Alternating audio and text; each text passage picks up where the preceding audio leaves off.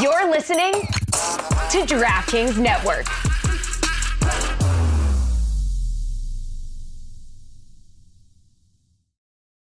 See The Beekeeper starring Jason Statham. Statham stars as a highly trained ex-operative of a secret program called the Beekeepers. When he discovers that a powerful organization is exploiting society's most vulnerable and hardworking people, Statham seeks an unrelenting vengeance to end the corruption. When his identity is discovered, the stakes become even higher. From David Ayer, director of Suicide Squad and Fury. See Beekeeper only in theaters January 12th. Tickets at thebeekeeper.movie.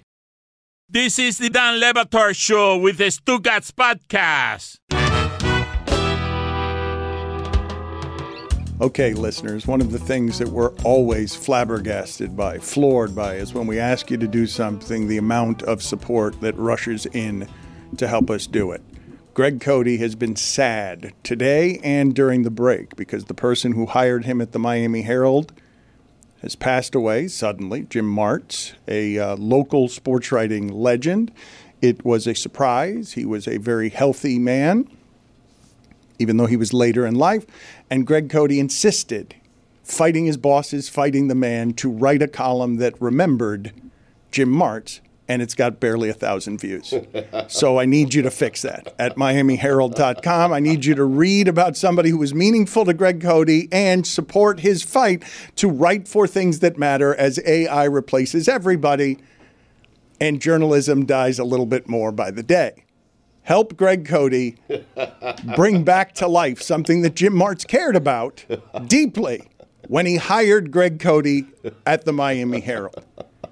Is that sufficient, Greg? Are you feeling better about your day-to-day? You've taken a bit of a beating. You are upset at your son, at me, and everyone around the show except for Billy, who always agrees with you suspiciously. Thank you, Billy. Yep.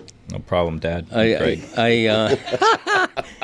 For the record, I did not ask you to beg for clicks for my Martz column. No, you were just sad. But you started smiling as soon as he did it. Yeah, but you were sad. You are obviously sad, and this is a person who mattered to you.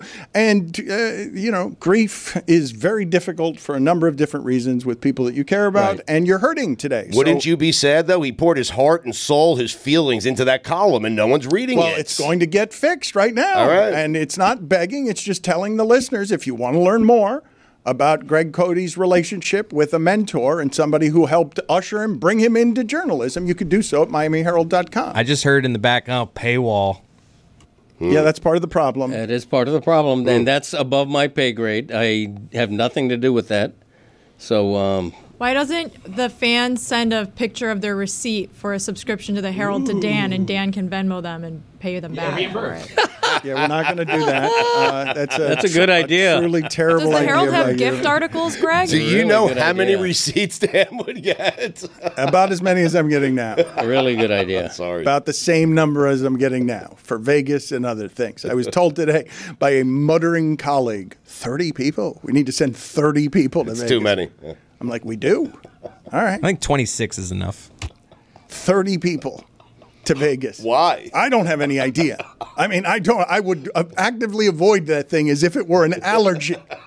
Do we have a contingency plan in place in case the Dolphins are in the Super Bowl and they are going to be in Vegas that week, the same week as us? I can tell you my plan. I'm going to the game. There it is. Our plan is 60 people if that happens. I'll be there if the Dolphins are in it. I will be there. I've seen plans that you're there with our crew. Are you aware? I'm not aware. No, I haven't been told. I've told you that. That kind of thing. I'm the last one to know. Excellent work, Greg Cote. And really, why wouldn't you pay all the expenses to bring that kind of improv talent across the country? Thank you. So he could use his sayings and touch the people. Thank you very much. Touching the people got me in trouble back in the 70s.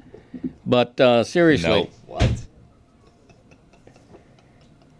I should have said the 80s. I was too young in the 70s. Yeah, that's the correction. That was the problem. Correction. Really? That's why that one missed. Yeah, therapy couch. Get therapy the issue's not the decade. Out of here. Okay. Out of here. Thank you, Stugotz. We covered that. Therapy couch. Just wanted to hammer home the Just point. kidding. You can't make a joke anymore. Jail. Well, we don't have, jail. Go ahead and turn, please. Yes, go to the jail. Can we do that? Go to the penalty box. Wow. And video, get it ready. Get the jail ready right now. It's been up upgrade it. We were going to send, we were going to get him some counseling. We were going to try to be forgiving of someone who is slipping into delirium and cannot keep up with the times and thinks it's a good time to make a joke about touching people 50 years ago. If only you would have said the 80s. Does he get a call? Does he get one call from prison? Okay, if we've got a working microphone, call his mentor Don Draper.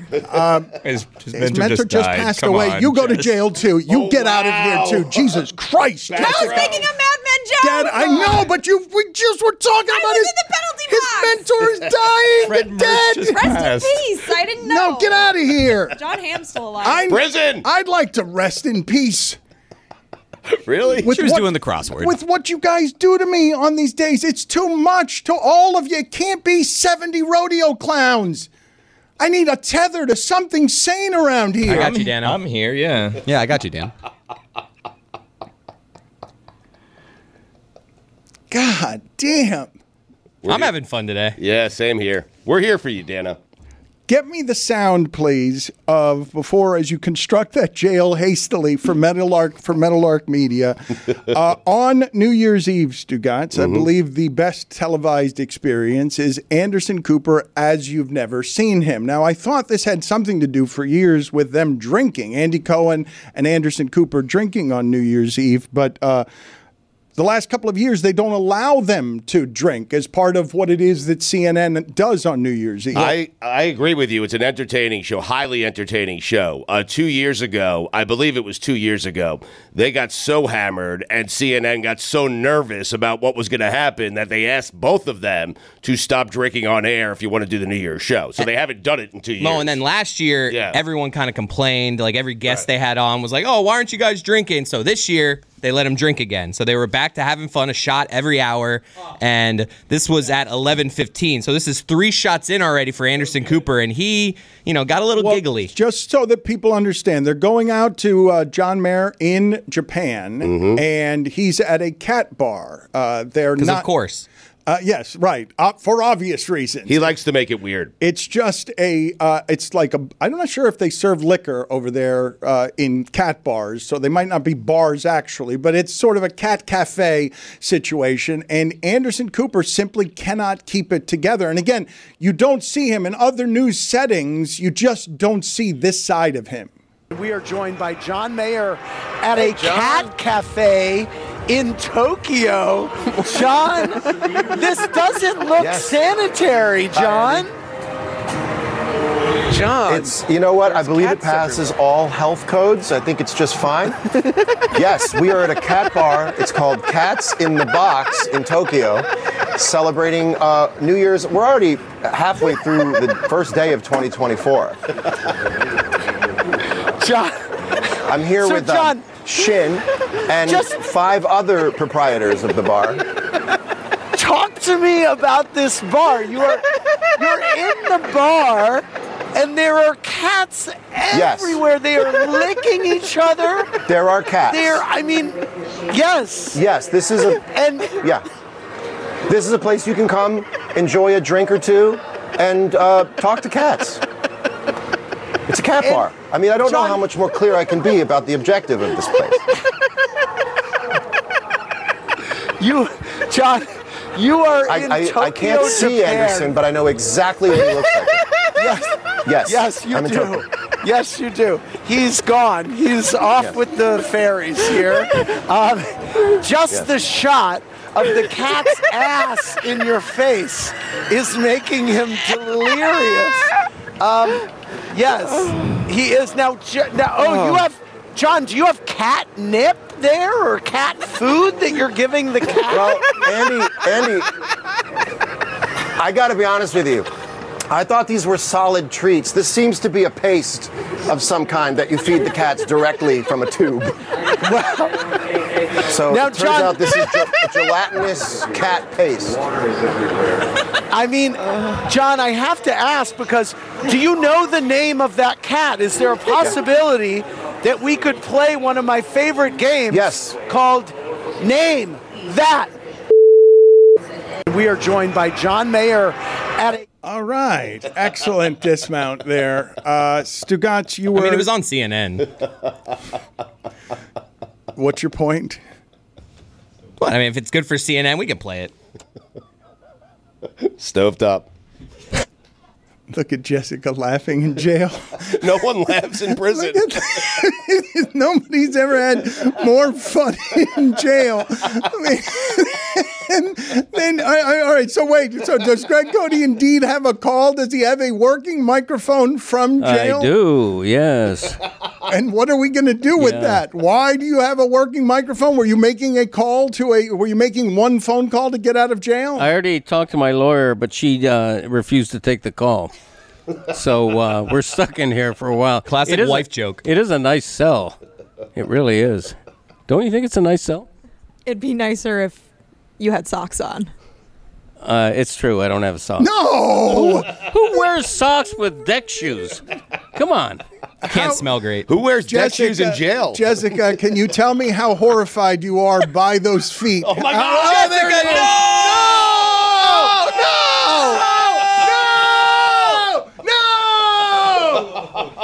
They're normal feet. Don't worry about it. What's going on? Unbelievable. It's crazy. But by the way, am I still on the air? Did you hear about ESPN had to apologize for, briefly showing a woman exposing her breasts on Bourbon Street after the bowl game? An official apology. What century is this? How much of a puritanical society are we when a network has to apologize for a little accident? Who's being harmed by this? What kids are up at that hour going, oh, my God, my life is ruined because I've seen what I just saw? You know what that's like? For a network having to apologize? That's like me not returning a shopping cart. I leave the shopping cart right in the parking lot next to a car, and people give me such a dirty look. It's a misdemeanor. It's less than a misdemeanor. There are so many things to worry about in the world. You're going to get on me for not returning a shopping cart? You're going to get on a network for accidentally showing a woman exposing her? I mean, come on. It's ridiculous. It's less than a misdemeanor. If you're going to be mad at me, if you're going to put me in jail, make it be for a felony, please. That kind of thing. Over and out. I'm breaking out of this jail. I swear to you. Where's the exit? Folks, whether you're hosting a game day, a movie night, DiGiorno knows that planning a watch party on a budget isn't easy. You need the perfect setting, the perfect squad, the perfect eats. And luckily you're a Game Time mastermind, and you know that grabbing DiGiorno Classic Crust Pizza can bring home the dub. Because it's packed with half a pound of cheese, sauce, and other toppings, and comes at an incredible price. Make the game-winning call and grab a DiGiorno Classic Crust Pizza from the grocery store today. It's not delivery, it's DiGiorno. Don Le Batard. I did not propose in a hot air balloon, but I did go on a hot air balloon trip, a ride in San Francisco, Northern California. On my honeymoon, we got stuck in a tree, and I haven't been back since. I mean, to the entire area, by the way. Stugotz. You just avoided the entire, not just the tree, not just hot air balloons. You've avoided the entire West Coast. This is the Don Le Batard Show with the Stugotz. Stugotz, why were you so excited to show me what was just on your phone? A picture, I believe, of a very bald David Tepper. What was happening there that you just flashed that at me? I made the joke yesterday on the air, Tepper tantrum. And I feel like it deserved a better fate. You laughed at it, but no one else really did. Mike gave it a Hakeem Nicks laugh eventually, minutes later. And then I see it on Twitter just now, and CNBC used the same exact line as I did yesterday. How about that? Thieves, comedy thieves, Tepper tantrum is a good joke. I don't think our show can do better than the last 5 minutes. And that's not what I was expecting once Greg Cote made the awkward claim that 50 years ago he touched people inappropriately. I didn't think that we joke. Could. Isn't that obviously it's a joke? All right, well put. Yeah, no. Chris Berman made an appearance in the middle of that. That's a good point. But at the end of that segment, okay, Greg Cote was clearly and obviously on a super rare superhero heater. He had a strong opinion about Bourbon Street and boobs and he gave you everything that he had and was so proud of himself that this is the end of the gymnastics routine where someone knows that they're going to get a 10 from the Olympic judges after 4 years of preparing for this moment. And look at what Greg Cote hit you with when he was at maximum confidence swagger. Over and out. So good. So good. That's right. CB radio talk among truckers. Over and out. 1040, Big Bear. What is that? Over and out. What is that? Over and out. What year was that used a lot? I know, but when people when you are quoting from like Smokey and the Bandit and the use of 1980 CB radio. Yeah, I used to be big. Out. I was big into CBs, and that's what we said. Nobody said goodbye. It's over and out. You know what else was over and out? What's that? That titty on ESPN. I think that was a wardrobe malfunction. I don't think it didn't seem like she meant to flash. What shocked me was all these accounts reposting it without her consent, without blurring it on social media. It was probably an accident. Well, you never know. Over and out. Either way, I stand by what I said. Whatever the hell it was I said. Your beef was more with ESPN feeling the need to apologize. Yeah, you don't need to apologize. Now that I reminded you. Misdemeanor, you know. We got it. We already got it. Out. You're not going to do better than you already did it. Thank you. We don't need to recover the ground. Nor would I. Over and out was first used during the French Revolution in 1837. Over and out. It was. When people needed to communicate by primitive means. Over and out. That is correct. That is correct. Anything else that comes past this microphone, out was my punctuation. I need to explain to you that those are the ends of my thoughts. Over and out. The other saying that I still don't have a good explanation for that needs to become a T-shirt. Billy, do you have any theories here? Greg Cote's whole thing of you gotta learn, you gotta earn. I don't know what all that is, what it means. I don't know the origins of it.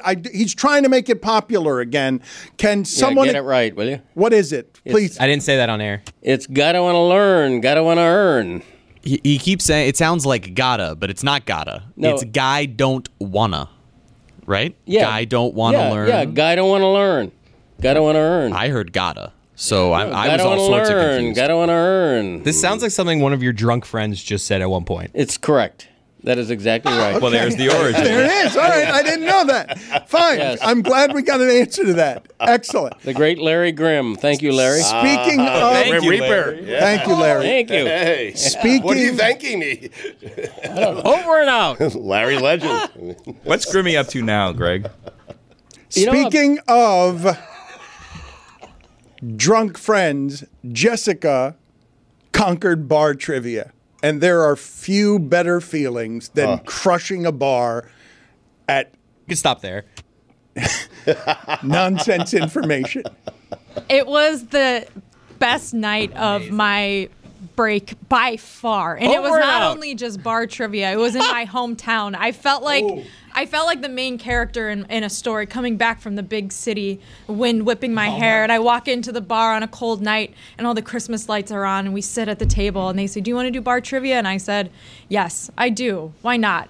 I had to convince my dad and Lehman to play with me. And we competed against 14 different teams. Wow. And when final trivia came along, we knew we were in third place, and we wagered all of our points on what's the largest Scandinavian country. And we knew it was Sweden. Wow. And we ended up tied for first place. And the final question to tiebreak to win the $30 gift card This to is the overtime? bar, this is overtime. Wow. Was a sports question. And it was a sports question about what year did the Denver Nuggets change their name from the Rockets. And I had absolutely no idea. But luckily, This sounds like a Lehman. because our team spanned generations, my dad and Lehman pinned it down to the decade. They said this was in the 70s. But guess what? The team that was tied with us, the guy at their table said, "I lived in Denver and in Houston. I know this one." no. So we were panicking. But they guessed wrong, and we won $30 to the bar. Wow. Nice. Congratulations. What year was it? I think it was 1974, and we guessed within like 4 years, and they were like 10 years off. Now, when you do trivia at a bar, there are two types of people. There's, I'm going to get a lot of these questions right, and I'm going to try to answer a lot. And there's a person that just sits back and waits for their time to shine. I don't know a lot of answers, but I'm going to know the important one late in this game. That's me. You could have guessed that I'm not a big, but I'll get that one answer that no one else knows. In a big spot. Oh, in a big spot. There's nothing better than that. The key is to have a diversity amongst your team in at least a couple aspects. Like a couple idiots. Well, you do. That's not. I meant more so like generationally, because one of the questions was about, like, Greg, you would have nailed this one. It was about like the New Year's Eve shows and who's hosted them and what locations and stuff like that. And Lehman and I were like, what? All we know is Andy Cohn and Anderson Cooper talking about John Mayer and his bar. But my dad knew, Dick Clark, they had a location in Dick LA. Clark, that's right. I would have never gotten that. No, I'd have gotten that. Do you think Ryan Seacrest is a little over it being called Dick Clark's Rockin' New Year's Eve? Put it on the poll. At what please. point does it become Ryan Seacrest's Never. New Year's Eve? Put it on the poll, Juju, at Le Batard Show. Is Ryan Seacrest tired of it being Dick Clark's Rockin' New Year's Eve? It's like when college sports teams endow a position and then they have to announce, like, Marcus Freeman, the Dick Corbett Notre Dame head football coach every time because that guy paid for it. But it's kind of like the Super Bowl. At what point does the Lombardi Trophy become the Belichick Trophy? Huh? Something to think about. That's a good point. I feel like it's nothing like that.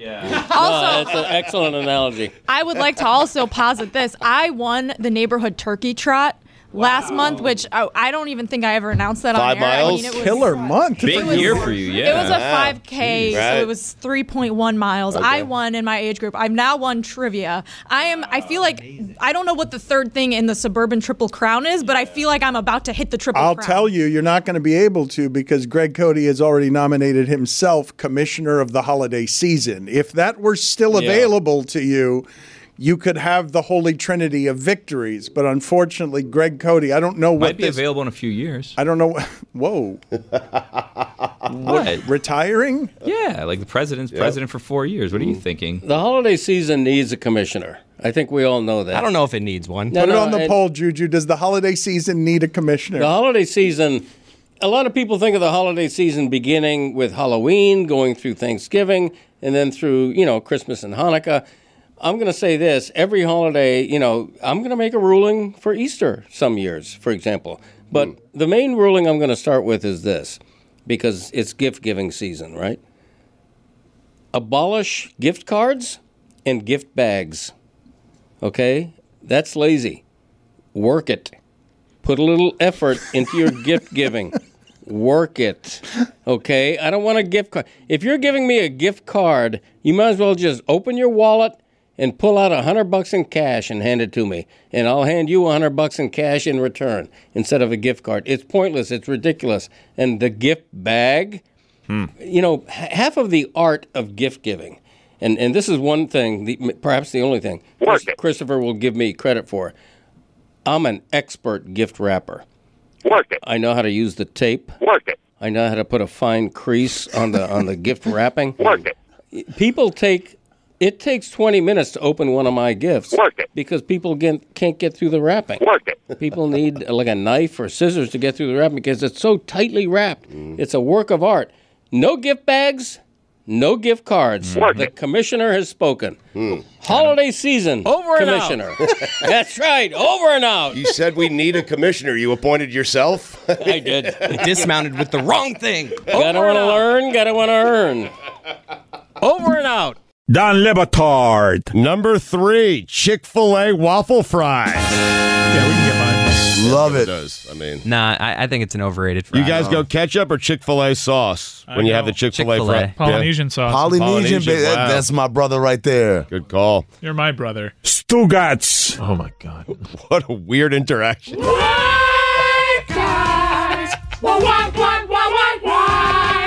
Wow. This is the Don Le Batard Show with the Stugotz.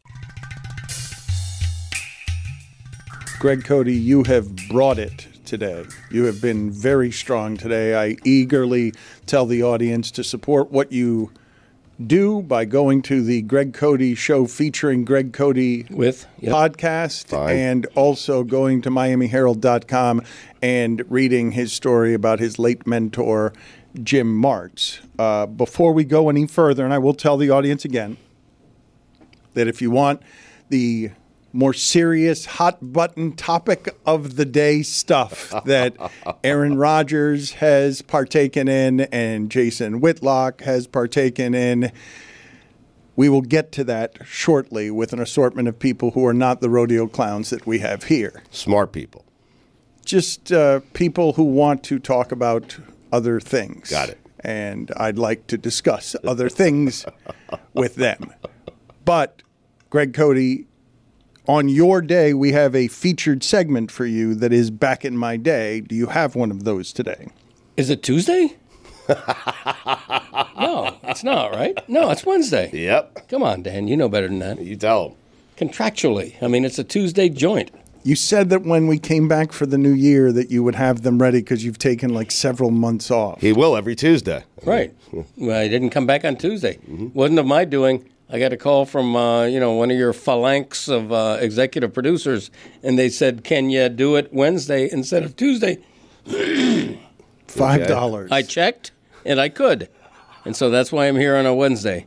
As a kid, I used to call it Wednesday. I didn't know how to do it. I did that too. Same. Yeah, Wednesday. Weird, it's almost genetic. Wednesday. Yeah. Did you do Connecticut too? I don't know what that means. How you spell Connecticut. Oh, Connecticut. You know how this is true, though. I learned to spell by doing it phonetically. I learned to spell Europe by going EU-ropey. I swear. That's why I became a good speller as a kid. I pronounced everything phonetically so it would learn me how to spell it. Did want to learn, did want to earn. Isn't it EU rope? I mean, it should have been EU rope, but I went EU ropey so that I knew it ended in an E. Okay. Yeah. I did. I swear. Chris Cote, do you have the sound, please, of Dan Campbell? I have not heard this. Is he arguing with local radio people? What's happening here with Dan Campbell? Because, again, I cannot get enough of making that violent sport where people eat up their bodies in pursuit of fame and glory and money about procedural errors made by the officials and the arbiters. What do we have here from Dan Campbell? Give me a setup. We have the host of this local show in Detroit kind of talking about that final play and his decision to just go for it no matter what. And he could sense that they wanted to be critical, so he kind of just says, hey, say what you really want to say here. And it gets a little uncomfortable.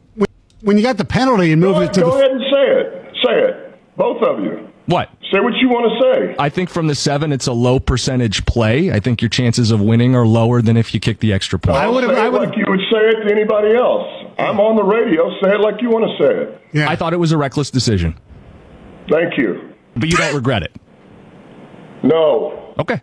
I love that guy. I'm talking about the host. Okay, I mean, excellent work by everyone involved. I mean, I thought it was a reckless decision. Thank you. But you don't regret it. No. He should have gone no over and out. That would have been beautiful. Where was he calling from? Was Dan bathroom, Campbell calling from a bathroom in a submarine? Thank you. I think your chances of winning are lower than if you kick the extra point. I would like you would say it to anybody else. I'm on the radio. Say it like you want to say it. Yeah. I thought it was a reckless decision. Thank you. To me, he's in a bathtub. I've got him in a bathtub, just taking it on speaker. Getting a good soak. Billy, I don't know what's going on with you entirely because, as I've told the audience here for a while now, you are coming to the end of a magnificent, award-winning, and exhausting season of God Bless Football. Chasing your 2 kids around the house is plenty hard. Harder still is chasing Stugotz around the globe, trying to get completed God Bless Football so it could be an award-winning vehicle. Can you explain to me if all of this is why you want the return of Zoom school? Like, what is? Oh no, that's not related at all. Why do you want the return of Zoom schooling? Because I would think you'd want the kids out of the house, not around, so that you could get a moment to breathe that's not hiding in the bathroom. To be honest with you, I hadn't taken into account my own personal situation with my children and the fact that they would also be home, because that does change things. But the last couple of days, no one's been on the road because school is out. Oh, so nice. And you know what? We were talking about it at the office, and someone threw out there, you know what? I miss Zoom school. And I was like, this person is actually very right about this. Because here's the thing, right? Are kids actually interacting with each other? No, they're just texting each other and Zooming anyway. So why don't you just do that from home? No one wants to interact with humans anymore. It's not what people are doing. What is this, the 80s? Thank you. I would think Over and out. that one of the most important parts of schooling in general is young kids interacting. Yeah, but they're not with doing that anymore. They don't do it, They're not Dan. doing it What are you anymore. talking They're about? not interacting They're not- anymore. Everybody's just texting each other and My daughters, FaceTiming they'll and have TikToking. Billy's right. They'll have 5 friends over. They're sitting on the couch together, and they're all on their phones. No one's saying a word to each other. Do it on Zoom. He's talking about at school. Yeah, at school. What do you Yeah. think they're doing at school? You don't think they're playing on their phones all day? You Get think out of here. kindergartners and first grades and second graders are playing on their phones? Yeah. Maybe in like high school they're doing that. But Right. come on, Billy. You're right. And Christopher, you and I Thank you, witnessed Greg. that. You had your daughter's 6th birthday party the other day, and I was there, and there were 10 girls who were all that same age. The interaction between them was magical to watch. They were hugging, they were dancing, they could not have been enjoying each other's company more.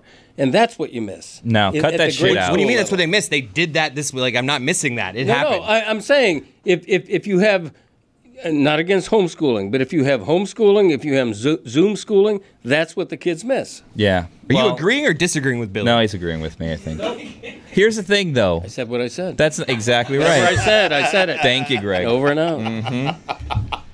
You're setting them up for a ridiculous life that's not going to be real. Guess what? In 4 years, and this is just a larger conversation that we need to have. And I'm going to tell this to kids right now, and kids, if you're listening, and parents, if you want to be responsible parents, take your kids away.